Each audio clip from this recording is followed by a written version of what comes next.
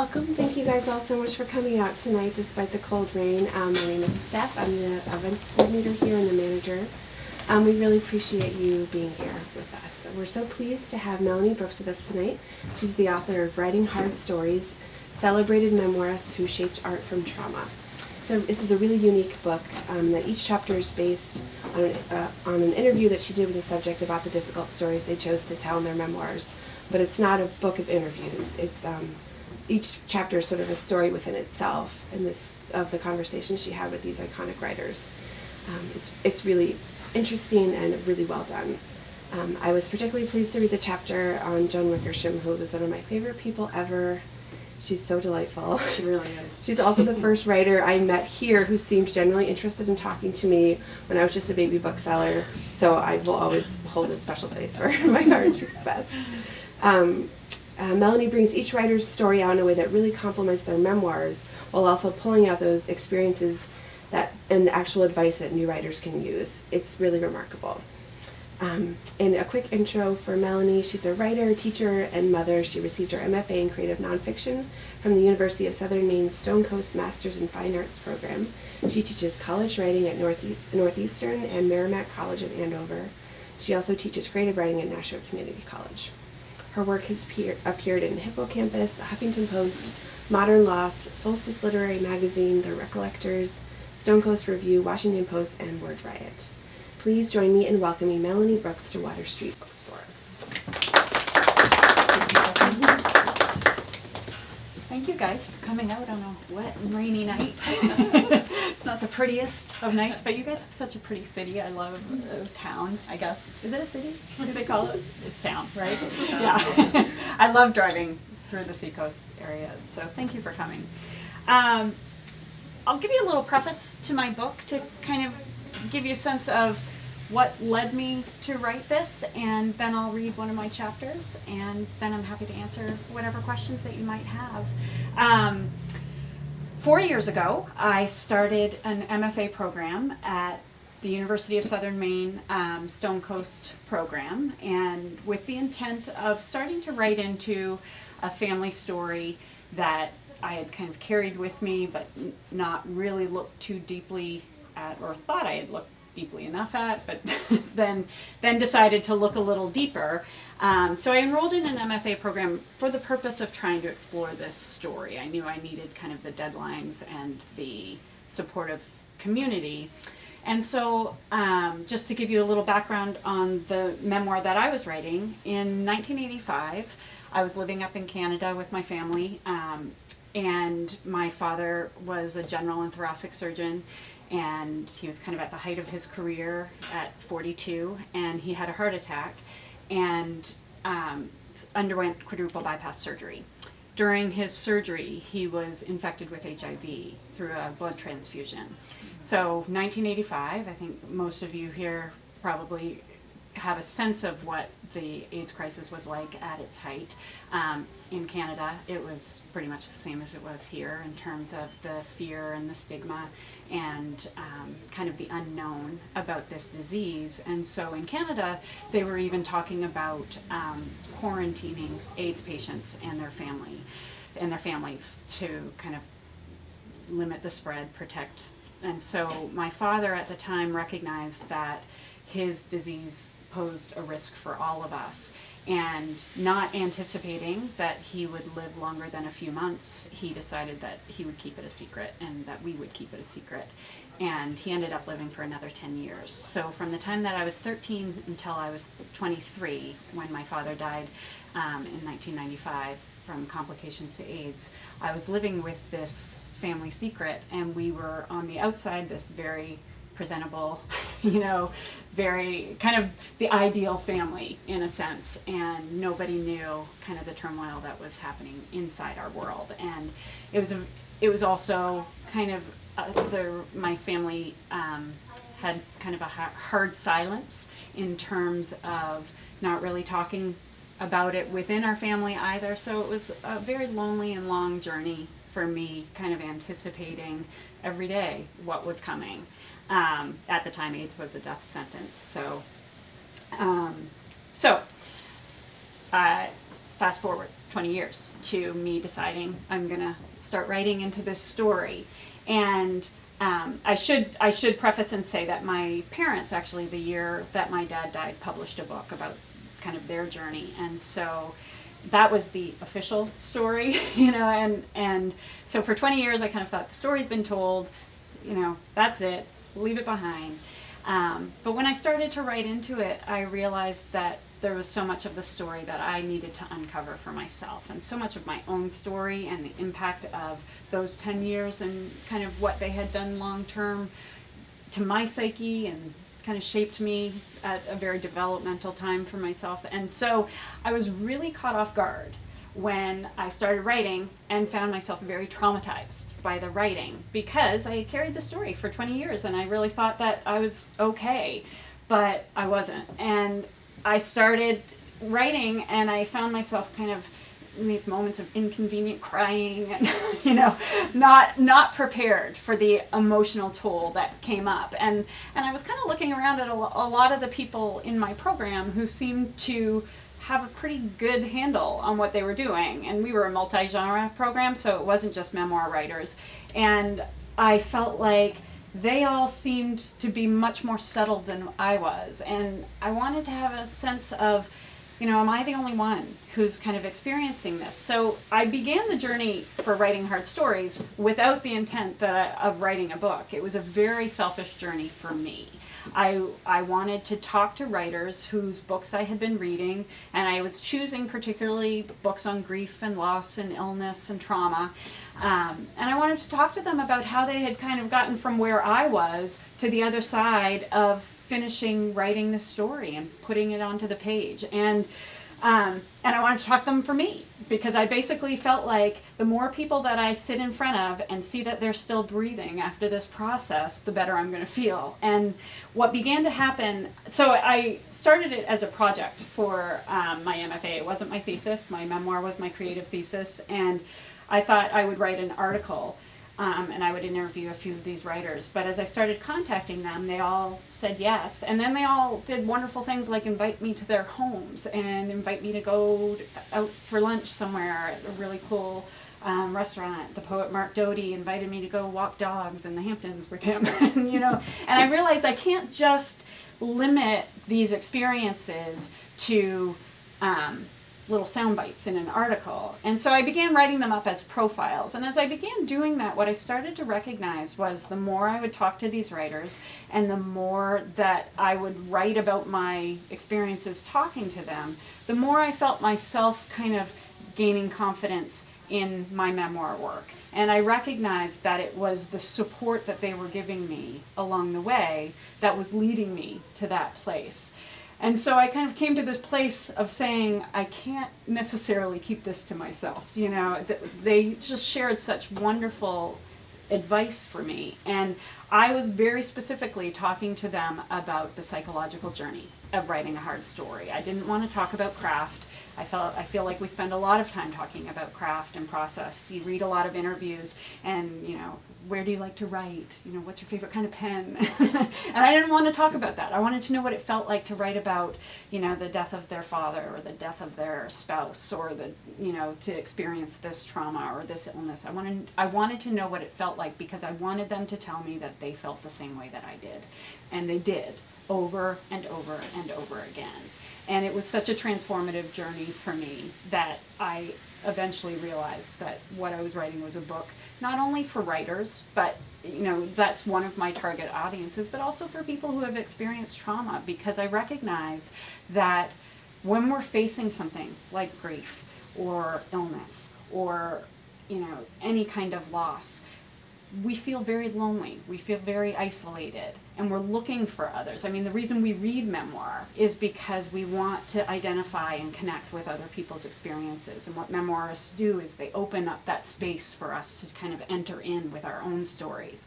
And so I realized that this is also a book for people who might be experiencing trauma, for people who, are looking to connect with just how other people deal with their traumas and what they do with it. And so that's how this book came to be. So I had the wonderful experience of interviewing 18 memoirists for this book.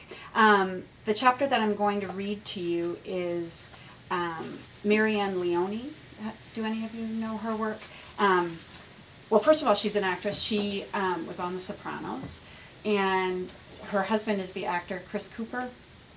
But they had a son with cerebral palsy who died when he was 17, and she's written a beautiful memoir about him called Jesse, A Mother's Story.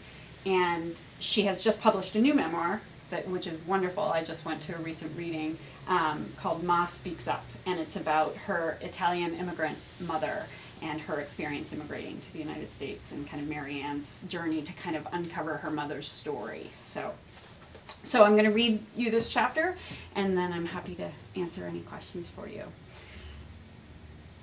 I'm nervous as I drive up the long driveway to the modest shingled house that backs onto a reed-filled tidal marsh in this small maritime town on Massachusetts' South Shore.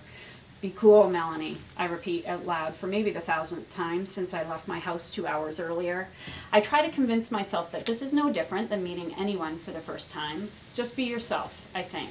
Let them be themselves. And whatever you do, do not make an ass of yourself by behaving like a starstruck imbecile.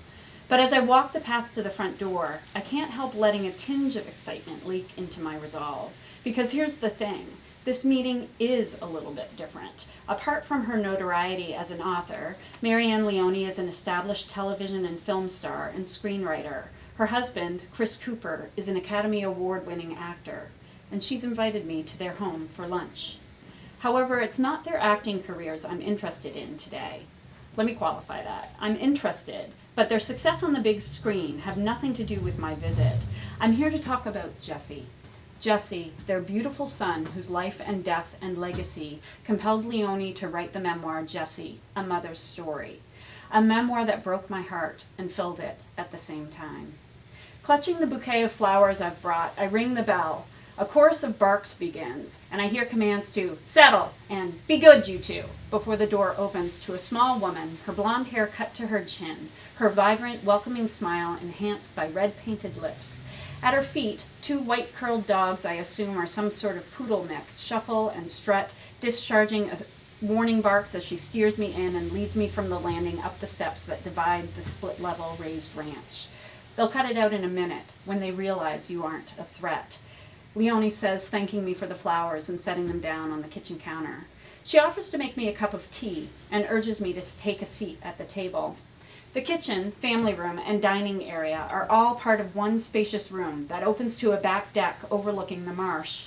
The space is homey and inviting, collections of knickknacks and framed photographs adorning walls and shelves, and it's characterized by the general disorder of daily living. Stacks of papers, books, and letters on the buffet next to the table, pots and dishes on the counters. I do note the unmistakable golden statuette that stands amidst the clutter on the buffet, but the Oscar is not the piece in the room that draws the eye. Instead, my gaze settles on a tall easel against the far wall, a large canvas painting resting on its edge. The portrait is obviously Jesse, dark-eyed and full-lipped, feathered wings springing from his back, rays of light streaming down from above. We had that commissioned when Jesse was 4, Leone explains as she sets a steaming cup of tea in front of me. It wasn't a death thing, she adds. We're not that creepy. Her sardonic candor reinforces what I already know from reading her book. Marianne Leone has a great sense of humor. Since my arrival, the dogs, Lucky and Frenchie, have decided I'm not there to hurt anybody and settle down on an oversized stuffed chair next to the table.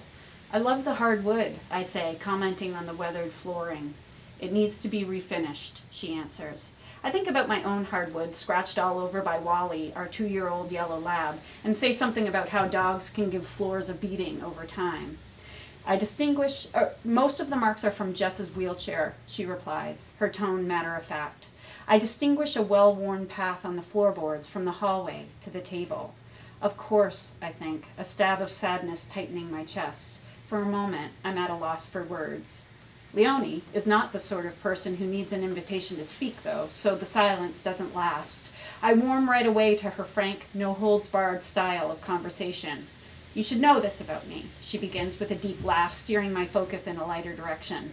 I have real problems with impulse control. I don't have good impulse control. I never have. I'm delighted by this revelation because it means I'm assured of getting exactly what I'm looking for. An honest, unfiltered conversation about how she managed to write her book, how she managed to journey through the grief of her son's death to tell the story of his beautiful life. In 1987, Jesse was born 2.5 months early and developed cerebral palsy after suffering a cerebral hemorrhage. He was a quadriplegic, nonverbal, and contended with daily seizures. He was also handsome, funny, incredibly smart, creative, and deeply sensitive. Leone and Cooper fought an uphill battle to get educators to see these qualities beyond Jesse's disability. But Leone's unwavering resolve, her deliberate decision to become a, quote, mother from hell, as she refers to herself in the memoir, and devote her life to advocating for her son, as well as the many lessons he taught her in the process, are the pulse of this story. In January of 2005, Jesse died suddenly. Leone and Cooper discovered him unresponsive in his bed on that terrible morning. He was 17 years old. Though Leone's story has connected her with hundreds of parents involved in the same struggle, and it has given her agency as an advocate for children with disabilities, she admits that she didn't write the book with the intention of helping other parents. I didn't really give a shit at the time. Frankly, it was selfishly so I could spend lots of time with Jesse, she says. It was totally about being with him. 3 months after Jesse died, Leone wrote an essay that appeared in the Boston Globe called "He Was Our Touchstone." She explains, "I really believe that first essay did come out of pain, but I felt like I just have to give voice to him. I just have to recreate him. I have to talk about his life and the impact." But then Leone got sick. Cancer, a tumor in her gut that ironically weighed what Jesse had weighed at birth, what she began to call the not Jesse. She tells me now, "I was dying for a while. My body was so out of here, and all of my focus was on that. When surgeons at Massachusetts General Hospital removed the tumor, they discovered the cancer had not spread. Leone knew she was going to live, and that's when she responded to the pull to write this book about her son." Part of it, too, is honoring the worth of that person's life, especially so in a kid like Jesse, where there were people who were taking away the worth of his life, always taking it away, she explains. There's a part of you as his mother that wants to say his life was really worth something, so there was that. Did you ever worry that you wouldn't be able to do him justice through your writing? Yes, Leone nods. I had fear of that. I did have fear of not bringing him to life. How did you work through that fear? I tell her I'm asking because trying to recreate a life as large as my dad's and containing it within words on the page has been an ongoing stumbling block. I think you've just got to work through that. Get out of your own head. It's self-consciousness, and self-consciousness is a destroyer of creativity. She pauses and then adds, "You know what? Put your attention totally on him. Think of it as between you and him, and don't think about who else is going to be reading it. Think about it as between the two of you." For Leone, the mindset that she was in partnership with Jesse gave her comfort during what felt like a seriously intimidating process.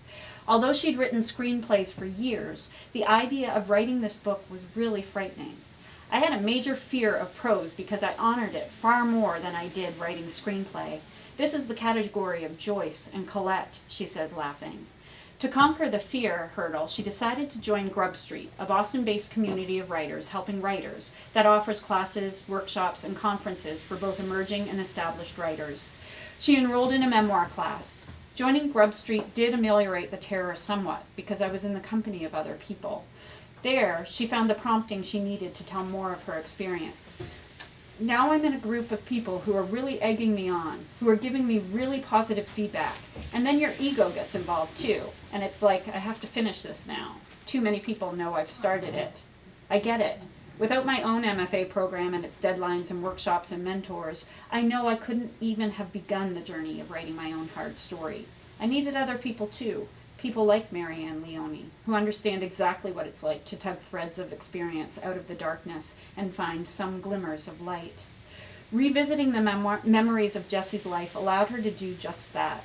Despite the pain that it called up, especially writing about the painful parts, the seizures, the fighting with the school, the injustices that were dealt him, all of that, she stops before saying, "Maybe I've hazily reconstructed it the way you do with birth, but for me, the majority of the time spent was with good memories too, you know? I just recently used the scene again in a speech I gave, the scene of sitting with him on the couch and him finding the first letter of his name, and me being determined that he would learn and go to school. It's great to call up that kind of memory. So that sustained me. That sustained me emotionally through some of the really hard parts of doing it. She can readily identify the parts that were most difficult to write. The seizures. The seizures chapter was the hardest. She exhales like she's pushing back at the pain of those memories. That was the hardest to deal with, and that's what killed him. And in fact, she says, of course, like anybody trying to avoid pain, I left it toward the end. Did you ever think of leaving those parts out? No, she responds. I really was determined to be truthful. I put in all of my fears, I hope. And when writing about those fears felt dark for her, she says, pointing through the window to the marsh behind the house, the Phragmites were very helpful. In her book, Leone writes about hacking at the reeds in the marsh as a vehicle for her pain and frustration when she struggles with the writing, and especially when she couldn't conjure the images of Jessie that she wanted.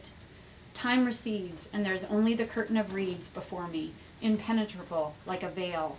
I need to break through to the green water that moves in and out of this muddy bed twice a day, as if the Jones River will somehow become the river Styx that carries me to Jessie. Leone also found solace in other people's hard stories. Abigail Thomas's A Three-Dog Life, which Leone refers to in her memoir, was a particular influence for her. And that actually gave me the courage to realize that I didn't have to abandon my sense of humor while I was writing about a subject that was ostentatiously tragic. And the other thing was realizing that I didn't have to follow some sort of beginning, middle, and end thing with the book. Leone's sometimes irreverent sense of humor is a distinctive characteristic of her memoir. I credit the irreverence to my mother, the ultimate irreverent role model, she says, laughing when I mention it. I asked Leone if she meant to give readers some comic relief when she was writing the book. I don't know that I consciously used humor. I think it was always a part of our lives, with Jessie and in our marriage, and that is why it was present in the memoir. Also, there was a lot of laughter and humor involving our son. He was always the first person at the table to get the joke, and I think unconsciously I brought that to the memoir as a tribute to his memory. Were there moments when you wondered if you should be writing about some of the things in your story? I ask, voicing the tension that plagues me in my own process. Yes, Leone begins, but then self-corrects. Although I didn't as I was doing it. That's what is so frightening. She smiles and reiterates her impulse control problems. It amazes me now that Chris didn't read this until it was done. So that's kind of amazing, that I'm exposing him like this. But that's my trust in him too. She continues, I didn't even think about the long-term effects until after I'd finished, which is scary, she adds. I'll give you an example. When the lawyers were vetting it, the lawyer calls me and he says, so you live in a small town, right? And I go, yeah. He says, so the aide that you described is still there? You might want to think about making her physical attributes different. Did you? I ask, feeling the same grip of anger I'd felt when I'd read the scene in Leone's book about this woman who'd callously dismissed Jessie as an actual person in front of his caregiver with words like, he don't belong here, and we both know where he's going to end up. Well, immediately after he said that, I pictured her marauding me at the mall or something, she chuckles. Then her voice quiets. But I didn't. I admired Leone's tenacity when I read her story for the first time. I admire it even more now. She doesn't need to say what we both know to be true, what Richard Hoffman so clearly demonstrated when he wrote Half the House and named his abuser. The people in these stories who've done the most damage haven't earned the right to be completely anonymous. Leone does add, I'm working on forgiveness. I always say, I'm working on forgiveness. Though skeptical of what she calls metaphysical or spiritual stuff, Leone holds fast to the belief that Jessie was with her through the process of writing this book and continues to remain close. I feel like I had his help. Jessie was a great teacher. I tapped into my teacher. If the prose is poetic, it's because that was our communication, and we're communicating through this. She tells me about the day she received the edited manuscript and how she sat out on the back deck where she and Jessie used to sit together on the glider and looked through the copy. While she was looking, a big, beautiful dragonfly lighted on the pages. She leans closer, passion weaving its way into her words, and I feel the prickle of goosebumps on my skin as I sense where this story is headed. I say, Jessie, I hope you like your book. And then I say, if it's you, come and sit on my hand. and then it does. She sits back and stretches her arms wide. It was another one of those moments where the universe cracks open a little bit. We break for lunch, and it's then that I meet her husband, Chris Cooper. Chris Cooper emerges from the lower level of the house where he's been cleaning for a house guest arriving the next day. When Leone tells me the name of the well-known actress who'll be staying overnight, I try to be nonchalant, but I'm not sure I pull it off. It was Meryl Streep. Cooper is quiet and thoughtful, almost shy, a solid foil to his wife's spirited personality. As we talk off the record over a delicious prosciutto and vegetable soup, I observe a beautiful chemistry between them. Cooper's support of his wife and her endeavors is obvious from the way he listens intently, a hint of a smile playing on his lips. And her love and pride permeates everything she says about him and about his work. They've survived the unimaginable together, and as they talk to me about Jessie, I watch them travel together to what Leone describes in her book as a place where words are no longer needed to evoke the profound memories of the events that shaped us. After lunch, Cooper and Leone give me a full tour of the house. We begin downstairs. It's a lot different now, Leone tells me of the renovated space, and I don't miss the wistful note in her voice. There's a section in her book where she describes the beginnings of this home remodeling project. We're not moving, but we're moving on. Everything will change, but I hate change, and I hate Chris for instigating this one. Now, though, her praise of Cooper's skilled craftsmanship and the way she runs her hands along the fine detailing of the woodwork tell me that any resentment she might have had has long since disappeared. They show me the guest room that once belonged to Brandy, Jessie's former caregiver. They walk me past the new exercise pool that replaced Jessie's indoor therapy pool. They note where Jessie's elevator used to be. Their son's missing presence can be felt in each noted change. After the downstairs tour, Cooper returns to his work, and Leone and I head back upstairs to resume our discussion. When we reach the top of the landing, she invites me to look inside Jessie's room. Lord of the Rings posters adorn the walls, and a bookshelf displays photos and memorabilia typical of a teenage boy. This isn't Jessie's, Leone says, resting her hand on the dark wood headboard of the double bed in the center of the room. His bed is in our old room. We do not linger. I understand that this is sacred space. Before we sit again at the table, Leone brings out 2 thick folders for me to inspect. They contain many of the notes she's received since publishing her book in 2011. I sift through the stacks of handwritten cards and letters, emails, snapshots of children of varying ages.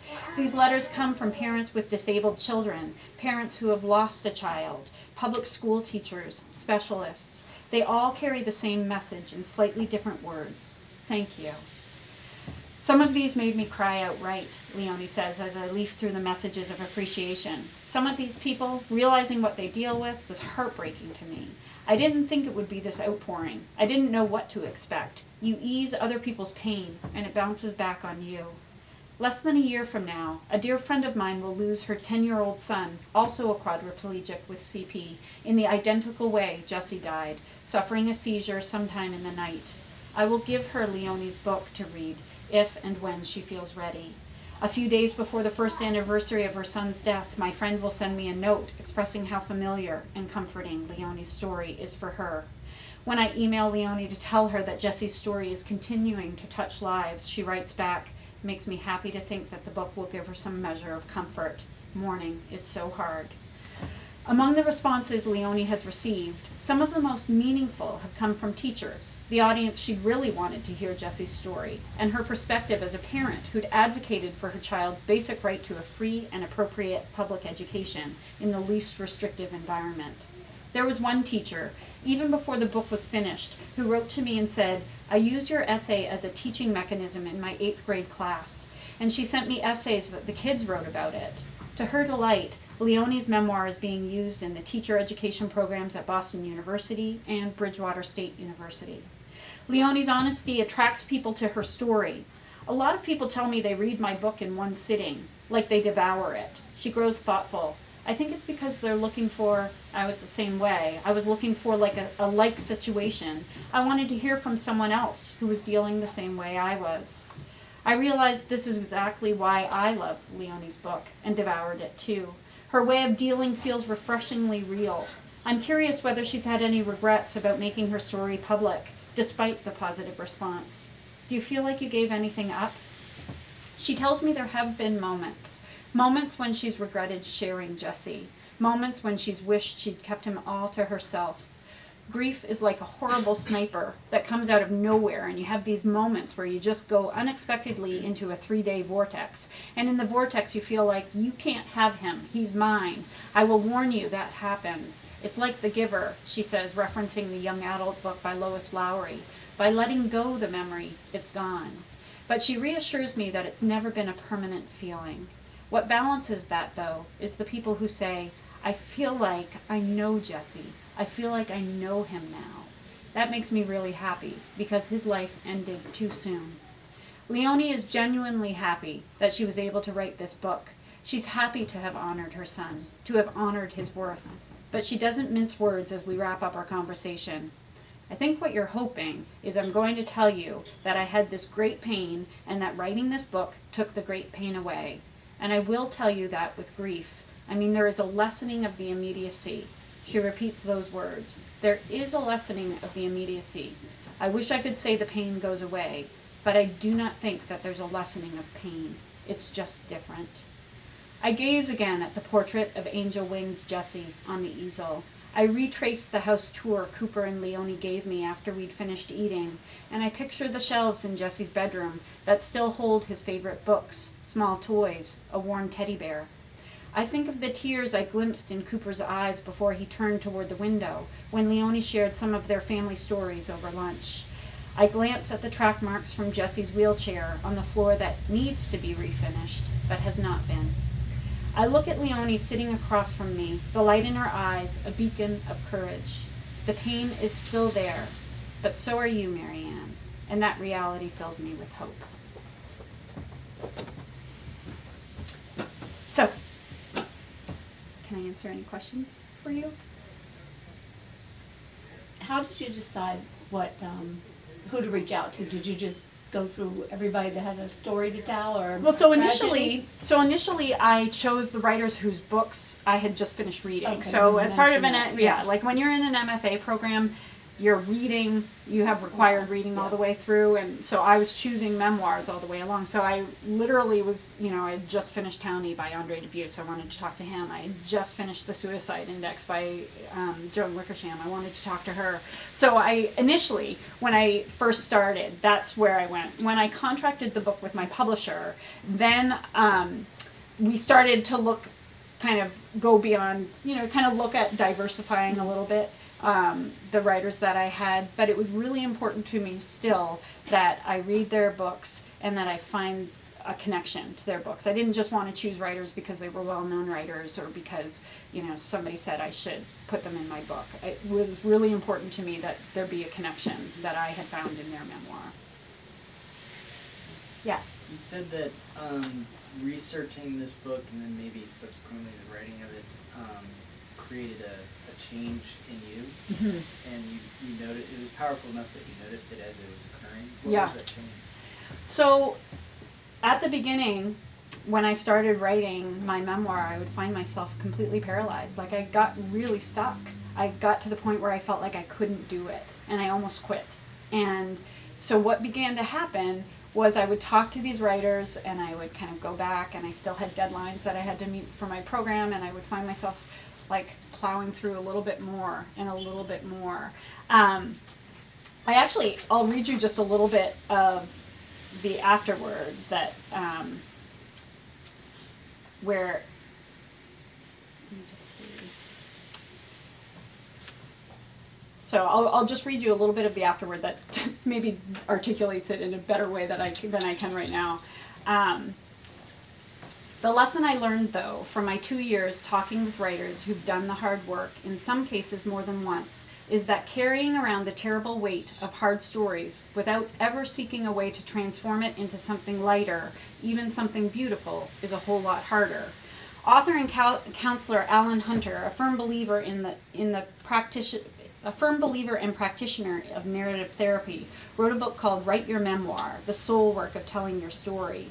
At the beginning of this quest, I was privileged to spend an afternoon with him at his home in Watertown, Massachusetts. Among the many wonderful insights he shared that day was this: Pain is like a little stone. If you put it in your pocket, it weighs nothing at all. If you put it inside your shoe, it will cripple you. The same little bit of pain. Where are you going to wear it? In his book and his practice, Hunter advocates writing memoir to help us to shift the weight of our pain. You're moving the grief from where it is doing no good to the place where you can carry it more easily. But Hunter also understands that though the composition process is solitary and finding the voice with which to tell our stories is solitary, facing the traumas in our stories need not be. He ended our conversation that day with the story of Dante's journey into hell in the Divine Comedy. He goes to the edge of the most terrifying and painful thing he can imagine, the devil himself, frozen in place, but he's not alone. Virgil guides him, and he is kept completely safe. I found my Virgil in each one of the authors who spoke with me for this project. Collectively, they took me by the hand and said, "Come with me. The trip might be scary, but don't worry. I've been to where you're going. I know the way." Their words buoyed me and nudged me back to my desk, back to the blinking cursor on my laptop screen. Their voices drowned out the noise of my fears, and I felt a newfound courage to continue writing into my story. While I completed this book, I also finished my creative thesis, 2/3 of my memoir, and received my MFA. I've found a rhythm to my writing, and I know where I'm headed. The memoir isn't finished, but for the first time really, I believe that it will be soon.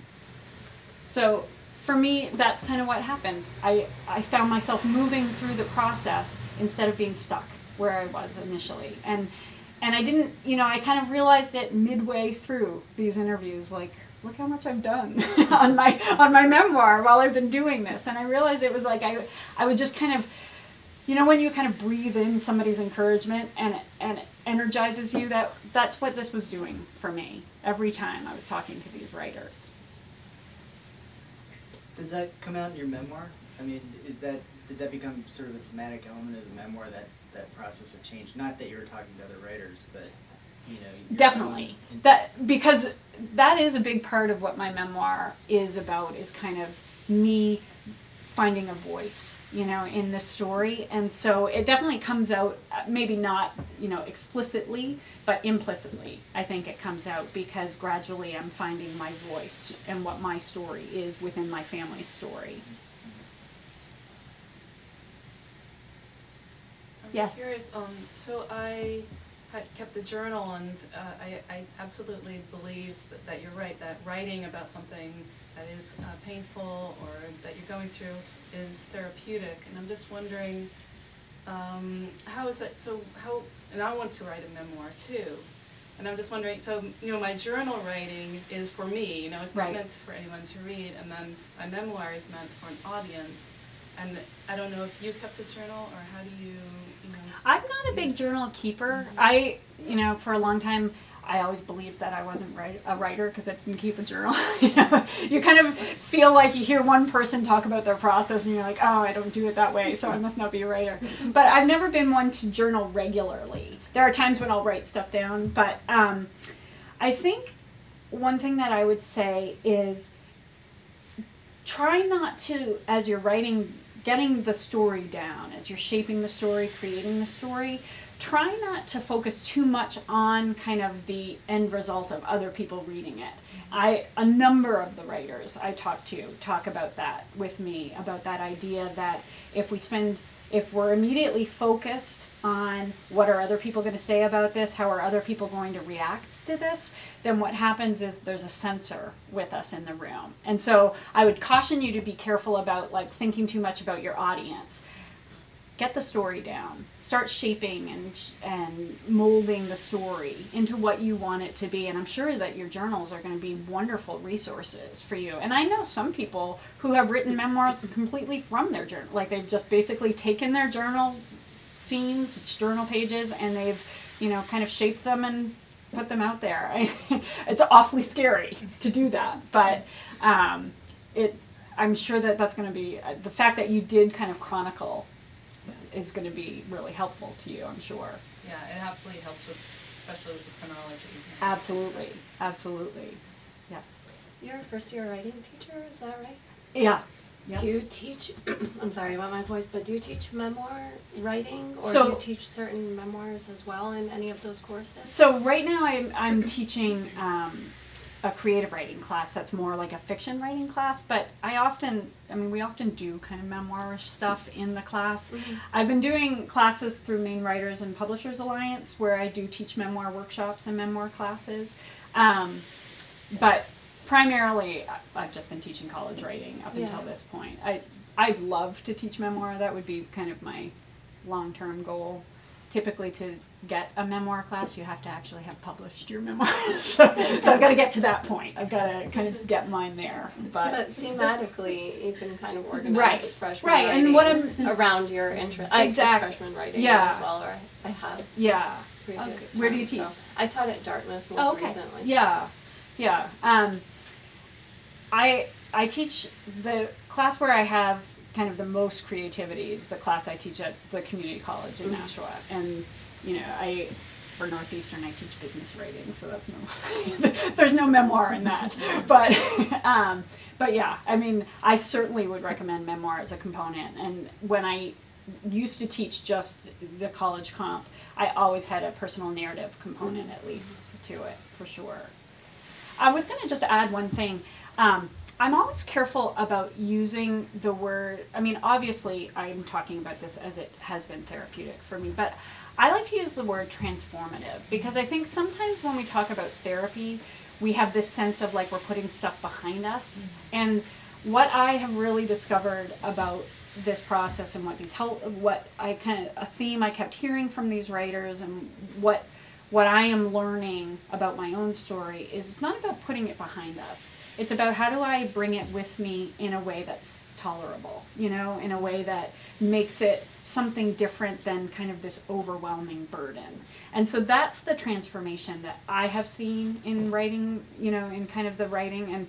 And that was the promise, back to your question too. That was kind of the promise these writers kept giving me. They kept saying, it's not going to repair it. It's like she said, I think you're hoping that it's going to go away, but it's not going to repair it. It's not going to, fix it or make it disappear or change it, but it is going to change you in some way. And that was, and what they talked about was this idea of when you kind of take your story and you start to shape it and you find language for it, kind of that phrase coming to terms, right, is that we find language to give to our stories, and it becomes something that we own, that we've created, that we can feel pride in, and we can find beauty in. I think that that's where the transformation happens, because suddenly we've taken control of the story, and we've kind of said it doesn't control me anymore. By putting it on the page, by shaping it, we get control. Yeah, absolutely. I think there is a huge difference when I think about the journaling. It was just about getting it out and trying to get down on paper what I was thinking. I see it completely different. Like the writing is different writing when you're doing the memoir. It's from a different angle. It's not like this is happening to me. I'm shaping. Well, right, and I'm not forgetting your question. Oh, no, I'm listening to what she was saying. I was just going to say, okay, go ahead. what I wanted to say too is, and I think that I think I respond, I always kind of push back to the people who, kind of balk at the idea of memoirs being, all about, conflict and all about trauma, and it doesn't always have to be. I think most of us tend to we don't necessarily write about all our happy times. Those things aren't the things that kind of are the things we write about most of the time, and I think the reason I'm hesitant to talk about it as completely therapeutic is that there is kind of this stigma in the memoir world about, everybody thinks that they can write a memoir because, everybody has a story to tell, and it's all, they think that therapy is enough. And while I disagree with that perspective and I push back at that stigma, I do also feel like there is a craft to the writing too, because it's something that we're doing in the writing that suddenly it's no longer just our story. We're opening that space. I think I talked about that earlier, that we're shaping the story in a way that does open space for readers to come into it too. So it's not just kind of me confessing everything onto the page, but it's me creating a story that then maybe you can identify with and see pieces of your own story in. I think that's kind of the difference.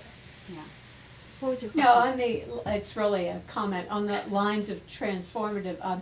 I started writing a memoir probably a year ago, and actually after writing it, and it was a traumatic experience, but after writing it, I actually became bored with the story, the memoir, and was in Spain sitting on vacation, and this incredible idea for a murder mystery came to mind, bringing forward my memoir information into the story and all the details of that, but making it a little bit more interesting. So I think that when people read it, they would see that, see the trauma or, the Right. things that had come to play, but how that pulled forward. So, Right. and I was kind of smiling because of I never looked at it that way as far as being transformative, because that's exactly what happened. It definitely transformed. It became So, something else. Yeah, but it didn't lose.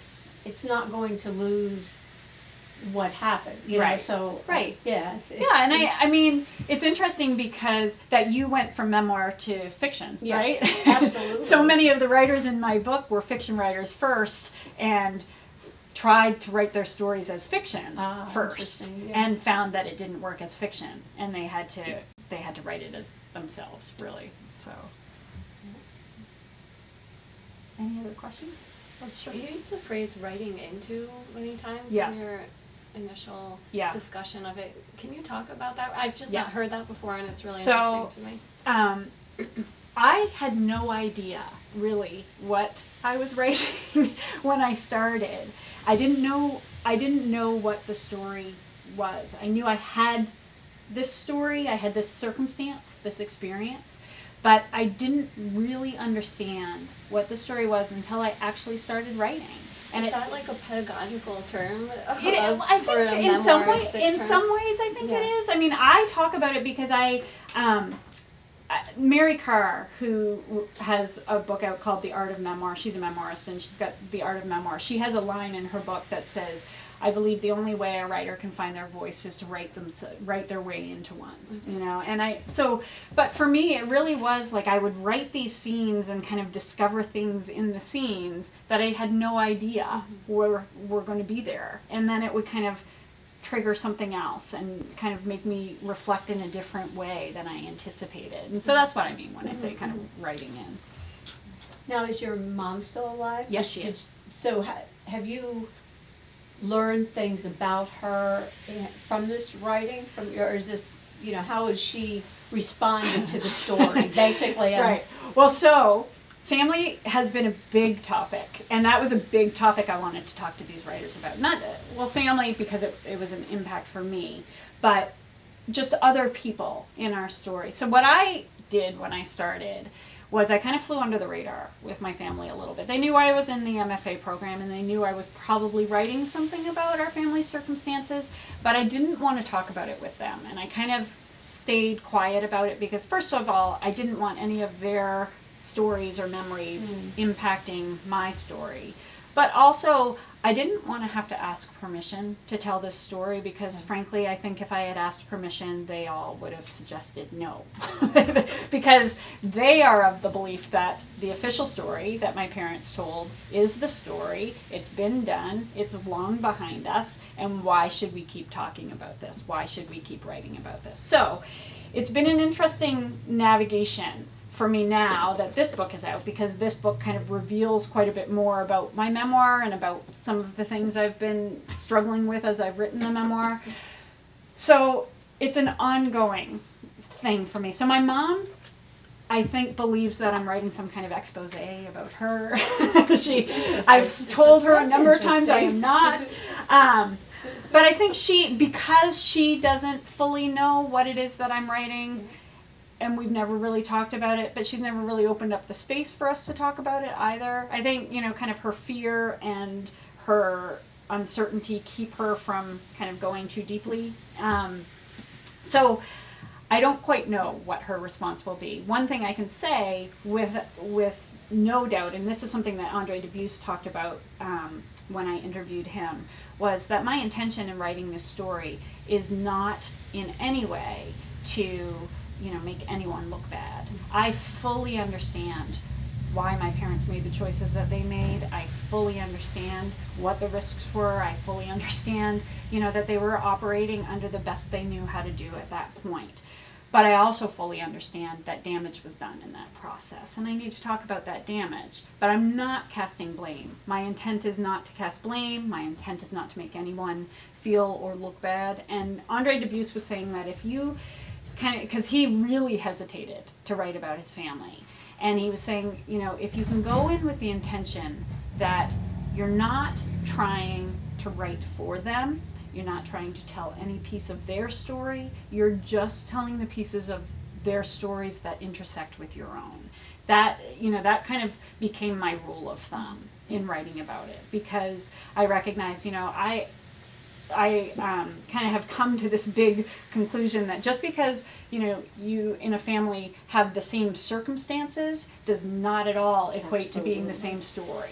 And I have 3 brothers, and I know that for all of us, the story was completely different. And I know for my mom, it's a very different story. My dad's story was very different, so I'm not trying to tell any of their stories. I think what my family thinks I've done is I've taken my parents' book and I've just made myself a bigger character. So there's going to be a little bit of a surprise when they find out. Because it's not really so much an AIDS memoir as it is a story about, how to be authentic and honest in your life. And that's kind of where I've taken it.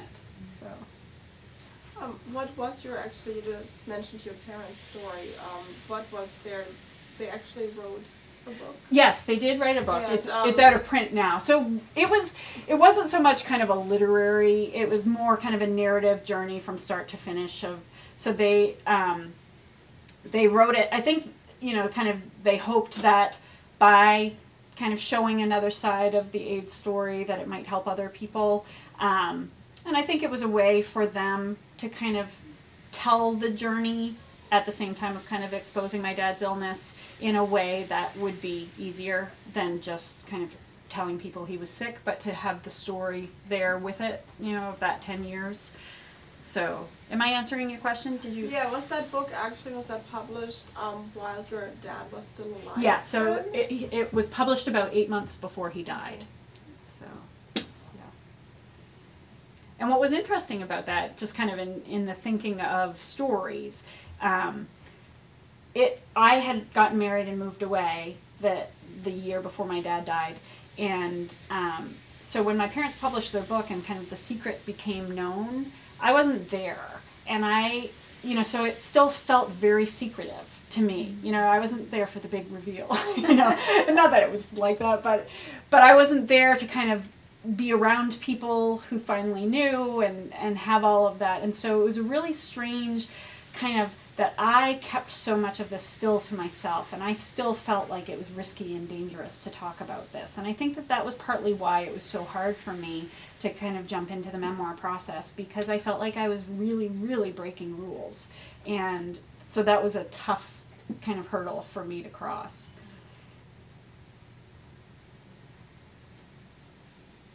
Anything else? Do any of the other stories with the other authors stand out for you? It's funny because people have asked me, like, who was your favorite interview? It depends on the day when I kind of think about it, but I loved, kind of being in the environments where the people were writing about. So, like, being in Marianne Leone's home was wonderful because I could see where, I could kind of now picture where I'd read her memoir, I'd read about Jesse, and now I could see where he was. Michael Patrick McDonald wrote the book All Souls, about living in South Boston, and when I interviewed him, we met at like a bakery in South Boston, and it was kind of cool to be in his environment, even though it's much more gentrified and it's changed since then. It was really cool to kind of be in the place. So those experiences where I was kind of in the place where the stories had taken place were really neat for me. Yeah. Just one quick question. Were there any memoirists who talked about characters, people in their lives who they didn't want to spend that time with? I thought it was so beautiful the way Leone was talking about, the relationship with her son. Yes. Writing that time was time that she wanted to spend with him. Right. That she bonded with him. if it's an abuser, an assailant, someone who you have a very negative or vexed, traumatic relationship with, like, what is that like? Did any of the memoirists talk about that? They did. So Richard Hoffman, who wrote the book Half the House, he wrote about the bigger part of his story really is that he had two brothers who died of muscular dystrophy. And so he was kind of writing the experience of losing his two brothers, but he has a section in his book where he's writing about having been violently sexually abused by a baseball coach for a year while he was 10 years old. And he names his abuser. He has a little preface at the beginning of his book where he says, I've changed names and to protect people's privacy, but in one instance on principle I haven't. And what ends up happening with his book is it turns out that this man was still abusing little boys, and Richard Hoffman writing the book made it stop. He was arrested, he was imprisoned, and he died in prison. But he talked about that,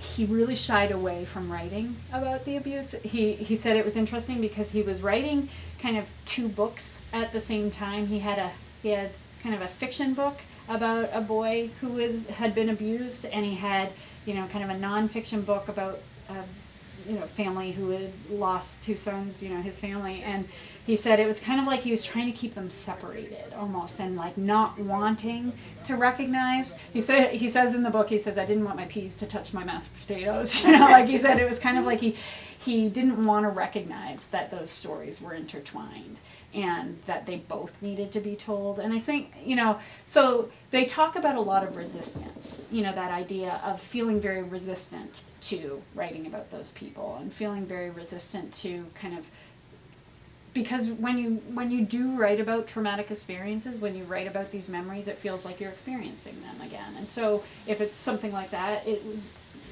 really difficult for them to do. And so he talked about that, and other writers talked about that too. Abigail Thomas talks about that there were people who, she really didn't feel good about, and so ultimately their absence in her book is apparent, so she talks about her husband's daughter who, just was not necessarily a great person and was not supportive in this particular circumstance, and she says, kind of the fact that she's not in there says a lot. Richard Blanco talks about the fact that his father is very much kind of a ghost, a shadowy figure in his book, The Prince of Los Cucuyos, and he says, because that's how he was in life, like I couldn't create him any more than I was able to in the book. So I think, there's challenges on both sides. But what all of the writers would say is, if you're feeling that pull to write about it. And then when you're questioning whether you should write about it, when you're questioning whether people will be hurt by it, that stuff happens after the writing happens. So kind of leave that as for later. Just get the writing that you want to do done.